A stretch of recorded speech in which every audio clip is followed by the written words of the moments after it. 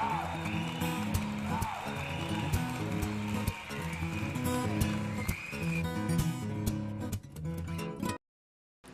heard a piece she did on You We Speak. It was very deep and very expressive. Yeah, it shows, it paints a picture of the reality of even our ignorance and serious negligence towards dealing with issues like that. Yeah, like we go to work, go to school, come home, party, jump up in our underwear 2 days a year. and to hell with the environment, you know. So that it was real graphic. It was really good.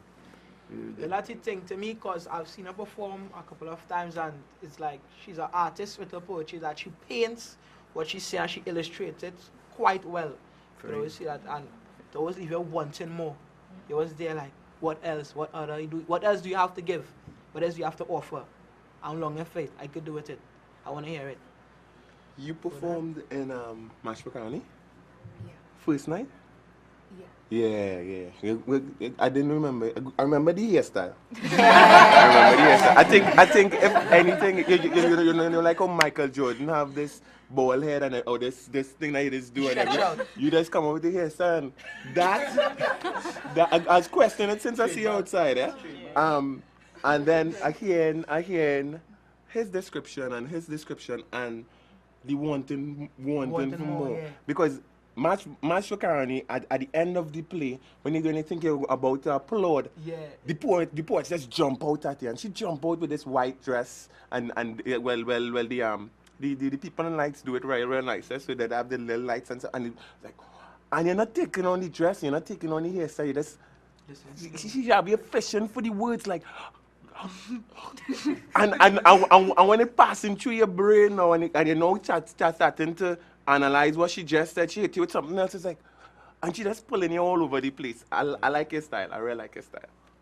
The first time I met Ariel, I was like blown away. When she did Why Did the Heterosexual Cross the Road, I cried my eyes out.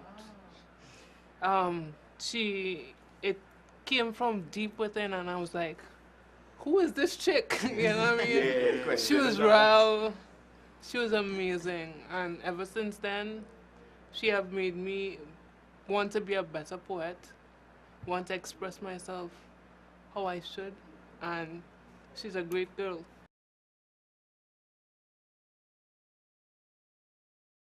Natural gas and petroleum pipelines thread in and out of arid ground.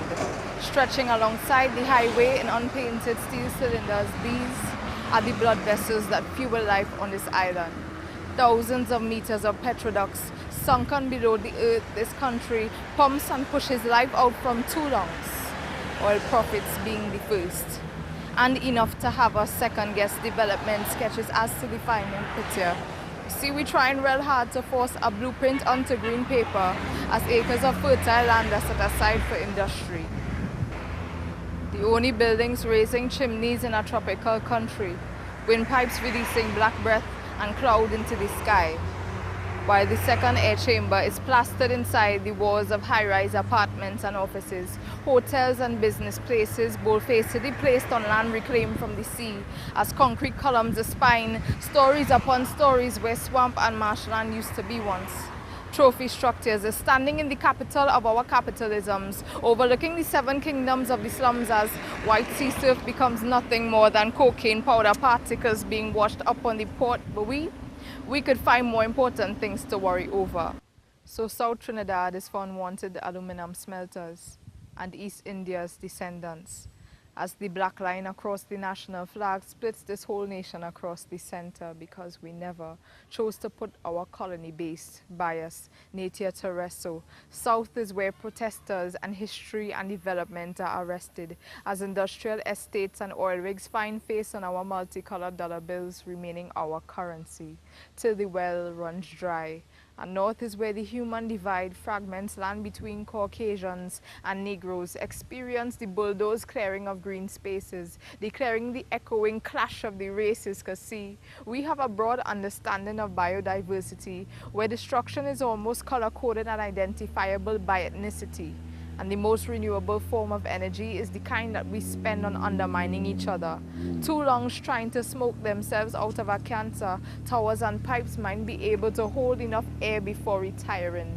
As sulfur and smog clog the collapsing passages of our first world dream.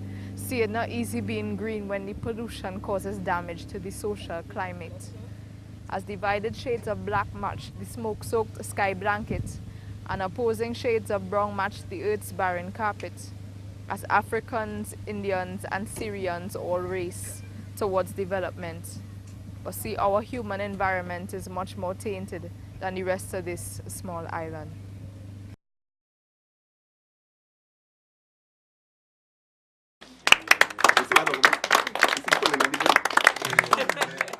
The capital of our capitalists.